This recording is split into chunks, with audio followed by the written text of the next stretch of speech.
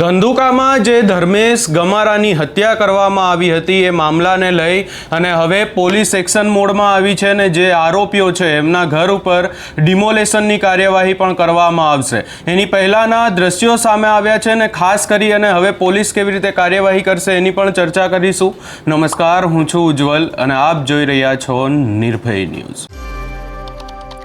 ધંધુકામાં જે ધર્મેશ ભરવાડની હત્યાનો આખો મામલો સામે આવ્યો હતો અને મામલામાં પોલીસે બે આરોપી સમીર અને રિઝવાનની ધરપકડ પણ કરી છે અને હવે પોલીસ દ્વારા આ જે આરોપીઓ છે એના ઘર ઉપર ડિમોલેશનની કાર્યવાહી પણ હાથ ધરવામાં આવશે। આ ડિમોલેશનની કાર્યવાહી કરવામાં આવશે અને હાલ બુલડોઝરો સમીર અને રિઝવાનના ઘરે પણ પહોંચી ગયા છે। વધુમાં જો પોલીસની કાર્યવાહીની ચર્ચા કરીએ તો ખાસ કરીને આ બે આરોપીઓનું ગઈકાલે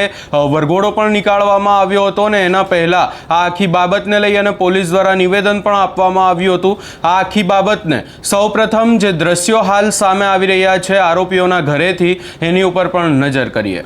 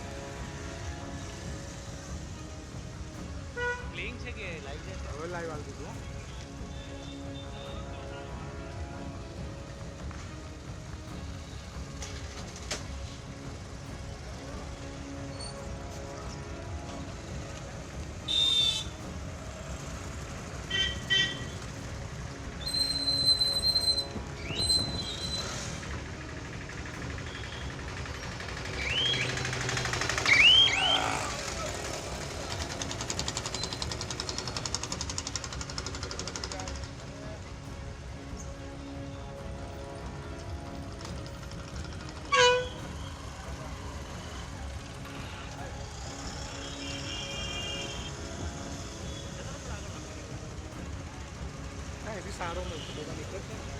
એટલું નહીં ઉભારી આપણે ગાડી બેસી જશે।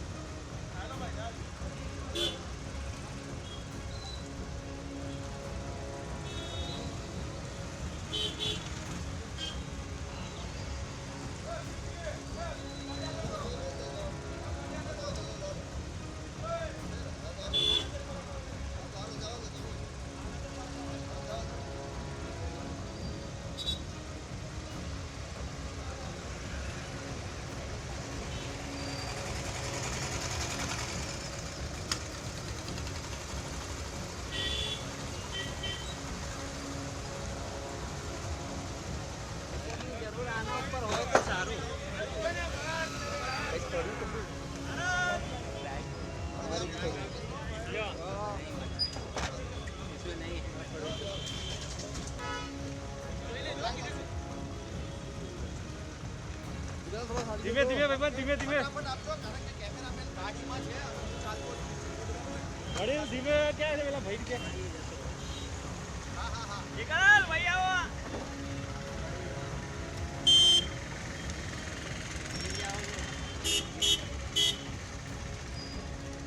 ધીમે ભાઈ ધીમે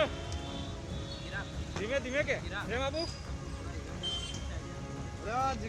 પપ્પા ભાઈ ધીમે ધીમે ઊભી રાખો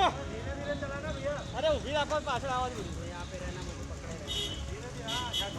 धीरे धीरे जाओ जा महाराज बस एक ही स्पीड में धीरे धीरे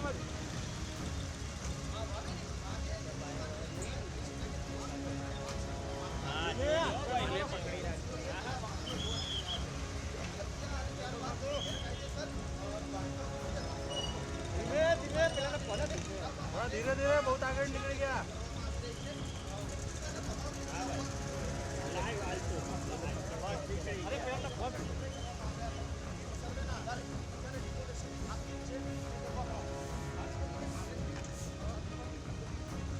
अरविंद थोड़ा नीचे रखना तो कैमरा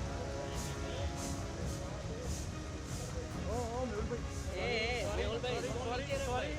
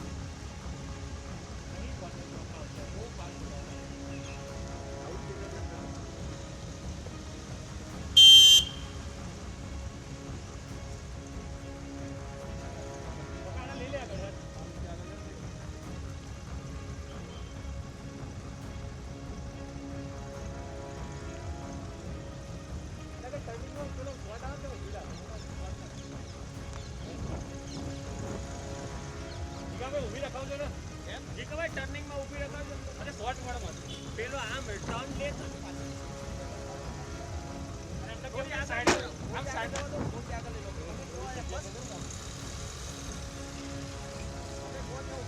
જીગા ભાઈ આ બાજુ સાઈડ માં કે ચલાવો સાઈડ પર એટલે મોત ના આ ગાડી આગળ રહેશે સાઈડ માં નહીં જાય મોબીનું કાટવું કેવું હોય એટલે એ ના કે લે પાછો ટ્રેન પર આવતા કાલો આગળ લે પંપ આયો મિત્રો પંપ છે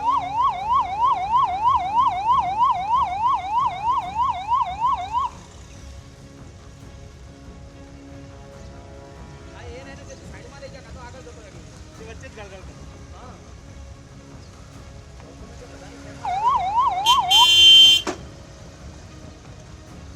એ પંપ આયો મિત્રો પકડજો